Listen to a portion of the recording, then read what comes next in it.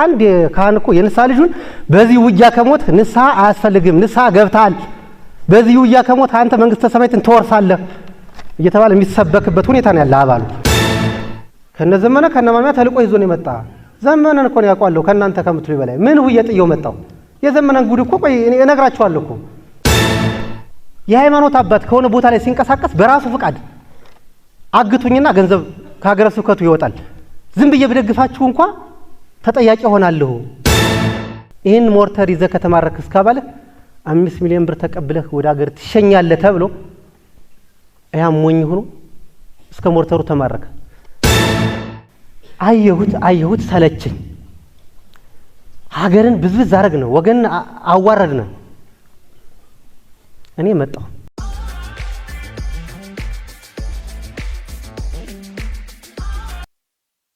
ምቹ ሁኔታ ተፈጥሮለት እንደዚህ ጠንከር ብሎ እንዲቆይ ያደረገው ማን ነው ከተባለ ከየትም አይደለም። አንድ ቀኝ የውስጥ አርበኛ የሚባል አደረጃጀት አለ። ቀኝ የውስጥ አርበኛ የሚባለው አደረጃጀት ማለት በመንግስት መዋቅር ውስጥ ሆኖ መረጃ በመስጠት ሎጂስቲክ በማቀበል ክፍፍል በመፍጠር መንግስትን የሚያዳክም አካል የመንግስት ሰራተኛ በወረዳ በዞን በብዛት ዞንና ወረዳ ላይ ነው የሚታየው። እኔም ማውቀው ማለት ነው። እስካሁን ክልልና ፌደራል ላይ ማውቀው ነገር የለም። እና ምን ለማለት ፈልጌ ነው፣ ይሄ ማህበረሰብ እኔ ስብሰባ እንዳለ አላወኩም፣ የህዝብ መድረክ እንዳለ እኔ አላወኩም። ትናንትና ነው ያወቁት። የሆነ ቦታ ላይ ቡና እየጠጣው ነበርና ነገ እኮ ትላልቅ አመራሮች የሚገኙበት የህዝብ መድረክ አለ እና እነከሌ የሚባሉ አመራሮች ስማቸውን ባለፈው የሆነ ነገር ስለተባለ አደራ ብለዋል፣ ስለኛ መልካም ነገር ተናገሩልን ተብሏልና እንዳያፍሩ እነዚህን ሰዎች ጥሩ ነገር ተናግረን ማለፍ አለብን ይላል። ቡና ቤት የተወሰኑ ሰዎች እንትን ብለው ማለት ነው። በአጋጣሚ እኔ በቦታው ነበር። እንደዚህ አይነት የመንግስት አመራር ሆኖ ስሜን በመልካም ነገር አንሱልኝ መድረክ አለ ብሎ መናገር ምን እየሰራ እንደሆነ ይሄ ሰውዬ ያውቃል ማለት ነው። መልካም የሰሩ ሰዎች ስለኔ አንድነት ተናገር ብለው ይናገራሉ ብዬ አላምንም። ችግር ያለበት ሰው ነው እንደዚህ የሚል። በስም ጥራ ከተባለ መጥራት ይቻላል። እነማን ናቸው ከተባለ እዚህ ውስጥ ስላሉ ሊናገሩም ስለሚችሉ በስም መጥራት ይችላሉ። ሊናገሩ የሚፈልጉትን ተመዝግበው ተሰጥቷል። ለምን የሰሩት ስራ ሊያስጠይቅ ይችላል። ሁለተኛ ህዝብ ላይ መነሳት የለበትም። ባለፈው እንዳጋጣሚ ሆኖ እዚህ ዞን ላይ ብዙ ችግሮች ተፈጥረዋል። በጫካውም በዚህም ሆኖ ግራ ሲገባው የኖረ ህዝብ ብዙ ተበድሏልና ክቡር ጀነራል መላኩ አንድ ጥፋት ያጠፉ ሰዎችን ከያዙ በኋላ ወደ ህዝቡ አቅርበው ነበርና ህዝቡ ስሜቱን ተናግሯል። በወቅቱ እንደዚህ አይነት ጥፋቶች ያጠፋ ካለ ያለ ገንዘብ ይበላኝ ነኝ ያል ገንዘብ በላኝ ሌላ ስራ አለው እንደዚህ እዛ ጋር ሐሳብ የተናገሩ ሰዎች ዛሬ እንዳገቡ ተብሎ አልገቡም። ይናገራሉ የተባሉ ሰዎች ሽማግሌ ተልኮባቸዋል። ምናልባት ከኔ ፊት የመጣ የለም ስለማልታወቅ ይሆናል። እና ለምን የምናገረው እንደዚህ እንደ ምዕራብ ጎጃም እንደ ሀገር ይህ ጽንፈኛ ከራሴ ጀምሮ የነበርኩበት ነው። እንደ ሀገር ኢትዮጵያን ለማዋረድ ቃል ተቀብሎ አሁን ባለው ሁኔታ ግን ሀገር ማዋረድ ባይችልም ክልላችን ያዋረደበት ሁኔታ ተፈጥሯል። የሚታይ ሀቅ ነው። እንዴት ከተባለ ደጋፊው ማን ነው ከተባለ ምንም መሸፋፈን አያስፈልገውም። እኔ የኦርቶዶክስ ሃይማኖት ተከታይ ነኝ። እኔ ንስሐ አባት አለኝ። የሃይማኖት አባቴን አከብራለሁ። የመጀመሪያው ደጋፊ የሃይማኖት አባት ነው። ሲደግፈን ሲያበረታታን የቆየ እንዴት ከተባለ አንድ ካህን እኮ የንስሐ ልጁን በዚህ ውጊያ ከሞት ንስሐ አያስፈልግም፣ ንስሐ ገብታል፣ በዚህ ውጊያ ከሞት አንተ መንግስተ ሰማያትን ትወርሳለህ እየተባለ የሚሰበክበት ሁኔታ ነው ያለ አባሉ። ይህ ሀቅ ነው መታወቅ ያለበት። እንደ ምዕራብ ጎጃም ሀገረ ስብከት የሃይማኖት አባቶች፣ ሀገረ ስብከት ትላልቅ አመራሮች አይዟችሁ በርቱ ብላችሁናል፣ ደግፋችሁናል።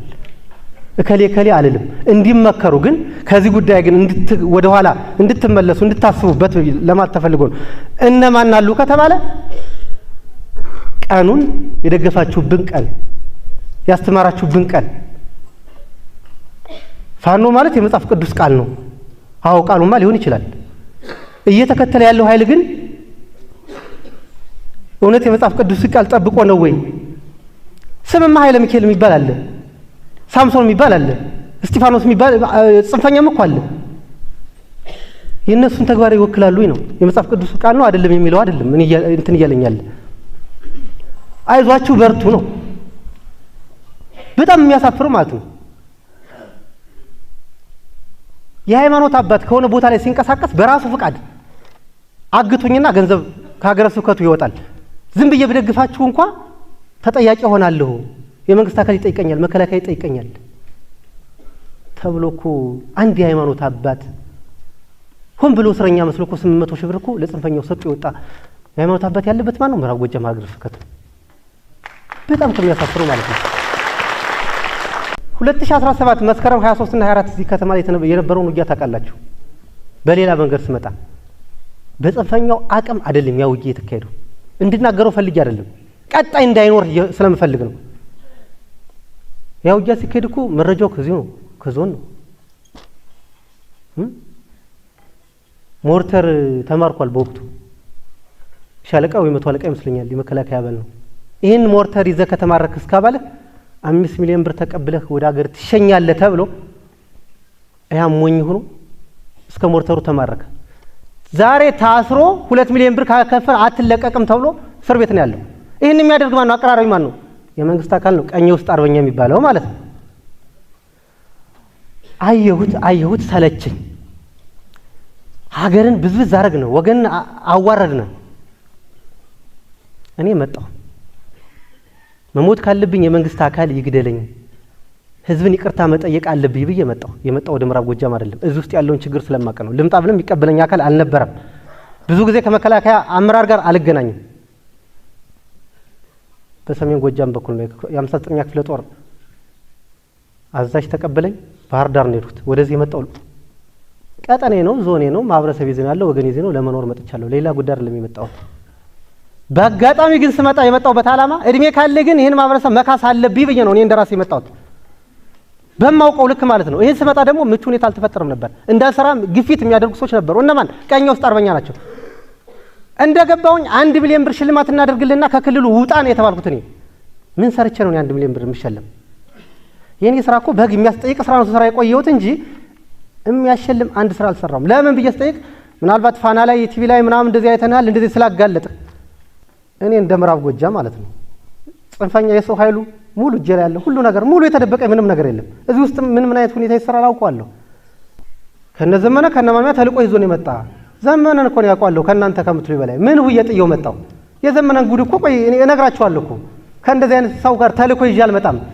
በዚህ እያፈርሁ ግን ጄኔራሉ ከጫካ በመጡ ሰዎች ተጠልፎ እንደዚህ ሊያደርገን ነውና ብላችሁ ጄኔራሉን ገምግሙት ተብሎ ግን መልእክት አይነገርም። አንድ የዞን አመራር ነኝ ከሚል አካል ችግር ካለብህ አለብህ ወይ አስተካክል።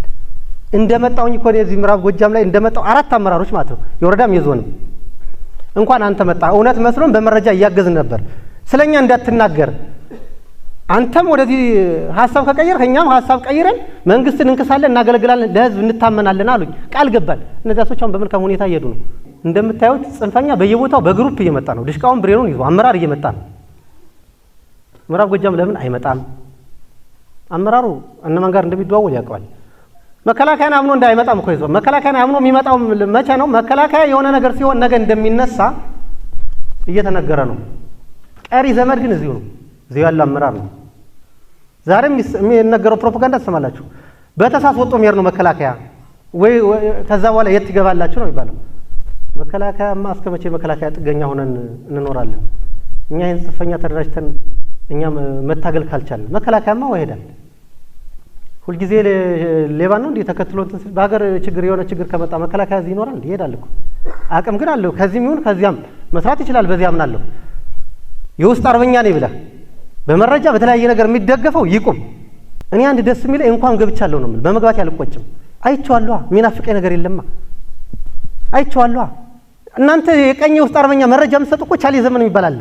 እናቱን በሶስት ጥይት ደብድቦ የገደላት የክፍለ ጦር አመራር ሆኗል። አሁን ለዚያ ነው መረጃ የምትሰጡ። እናቱን የገደለ ማለት ነው። የገደለበት ምክንያት እንዴት እንደሆነ ታውቃላችሁ? እናቱ ራበኝ ጠማኝ ብላ እየለመነች ነው የምትበላ። 50 ሺህ ብር እንችላታል በቦታው ስለነበሩ እንዳትለምኝ የኔ እናትማ መለመን የለብሽም እንዳትለምኝ አላት። አይ ልጅ ይሄን ገንዘብ ስታመጣው እኮ ህዝብ እያስለቀስክ ነው። ከድሃዎችና ከኔ የቢጤ ያመጣውን ገንዘብማ እኔ አልበላም እኔ እየለመንኩ እበላለሁ ስትለው በዚህ ቃል ነው ደብድቦ ይገደላት። እናንተ በሌላ መንገድ ልትስሉ ትችላላችሁ። ይህ ሰውዬ ይጠየቅ እየተባለ አልተጠየቀም። ታዲያ እንደ ዞን አመራር የወረዳ አመራር የመንግስት አካል ህዝብ ያመነው እንዴት ለነዚህ ሰዎች ተላላኪ ይሆናል ነው የኔ ጥያቄ። እዚህ አጉት ላይ አታስታውሱም እንዴ? 2 ልጆቹን የካል ልጆች ደፈረ።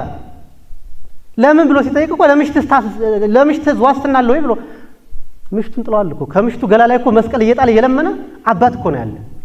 እና እናንተ የሃይማኖት አባቶች ለነዚህ ሰዎች መረጃ የምትሆኑ ደጋፊ የምትሆኑ በዚህ ልክ እያወረዷቸው አይደል እንዴ? ምናልባት እናንተ ከተማ ስለተቀመጣችሁ ነው እንጂ ስለናንተ ልጅ ስለናንተ ባለቤት ዋስትና ትወስዳላችሁ እንዴ? አትወስዱም እኮ። ቋሪት ወረዳ ጨጎዴ ሀና ቤተክርስቲያን ውስጥ ጽላት ስንክሳር መጽሐፍ ሊሸጡ ሲመጡ እኔ አይደል እንዴ ያስዋቸው? ተፈሪ የሚባል ታውቆ እኮ ነው የአማራ ክልል ሚሊሻ ጽሕፈት ቤት ምናምን ላይ የሚሰራ ነበር። የሱ ወንድም ነው ይዞት የመጣ ካራው ነው ደላላ የመጣው። እኔ በቁጥጥር ስር አውየው ነበር። ጽላት ሊሸጥ ማለት ነው፣ ታቦት ሊሸጥ፣ ስንክሳር መጽሐፍ ሊሸጥ፣ ፍትሐ ነገሥት መጽሐፍ ሊሸጥ ያዝ ነው። ያን በሚዲያ ተናግሬ ነበር። ለምን እንደዚህ ስላለ ያለኝ ካን አለ፣ የዞን አመራር አለ፣ መናገር አልነበረብም። ሊሸጥ የመጣው ራሱ ለራሱ ጥቅም ነበር። ሲጠየቅ ግን ለትግል እናውለው ነው። ታቦት እየተሸጠ ነው እንዴ ታግለህ መሳሪያ ገዝተህ ሀገር የሚገነባው? እንዲሁ ለእነዚህ ሰዎች መረጃ መሆን ያስፈልጋሉ ወይ ነው? መረጃማ እኔ ነበርኩኝ እኮ መስሎኝ ሂጄበታለሁ ረጅም መንገድ። አሁን የምዕራብ ጎጃም ዞን ጽንፈኛ ይፍረስ? አዎ ይፈርሳል፣ ሳይወድ በግዱ። የሚፈርስበት መንገድ ግን እዚህ ያለ የዞን አመራር የወረዳ አመራር በየደረጃው ያለ አካል ወንድሙ ጽንፈኛ ነው፣ የእህቱ ልጅ ጽንፈኛ ነው፣ የአክስት ያጎቱ ልጅ ጽንፈኛ ነው፣ አይዞ በርታ እያለ የጫማ መግዣ ይልክለታል፣ ስልክ ገዝቶ ይልክለታል፣ ካርድ ይፍቅለታል። አራበውም አልጠማውም አልቸገረውም። ምን ሊያርግ ይመጣል? ና ወንድሜ ተሳስተሃል ማትለው አምጣ ቢባል የዞን አመራር 5 እስከ 10 ማምጣት ይችላል። በማውቀው ልክ ማምጣት አልፈልጉም። እንስተካከል ነው። ህዝባችን እየተጎዳ ነው። ማዳበሪያ የሚገዛበት ብር መንገር ላይ ቀርቶበታል። በድጋሚ የምናገረው አርሶ አደሩ እያለቀሰ ነው። 3 ዓመት ተሸከመ። በክረምት እኮ ጠላ የማይቦጭበት ቤት አለ እኮ። የችግር ወቅት ነው ክረምት አይደለ? የጽንፈኛ እኮ ከአንድ አርሶ አደሩ ገብቶ ለምን ጠላ አልበጠበጥሽም ብሎ አርሶ አደር ሚስት የሚደባደብ ኃይል እኮ ነው ያለ። 3 ዓመት ተሸከመ። እስከ መቼ ነው ተሸክሞ የሚያበላ የሚያጠጣ? ለምን ኑ አንላቸውም? ለምን አይመጡም? መጣ አሁን ምን ሆኖ ምን የተቀነሰ? ምናልባት እንደዚህ በምናገረው እውነት ልጎዳ ካልቻሉ በቀር ስለ ሚዲያ አንድ ነገር ልንገራችሁ። 3000 ሰው አለ የተደራጀ የሚዲያ እንትን ማለት ነው። 3000 5 ፌክ አካውንት አለው ፌስቡክ። ልታውቁት የሚገባ እናንተ መልካም ነገር ስትናገሩ 3000 ሲባዛ በ5 ፌክ አካውንት ከራሱ ጋር 6 አካውንት አለው ማለት ነው። የፌስቡክ አካውንት 18000 ነው አይደል የሚሆነው?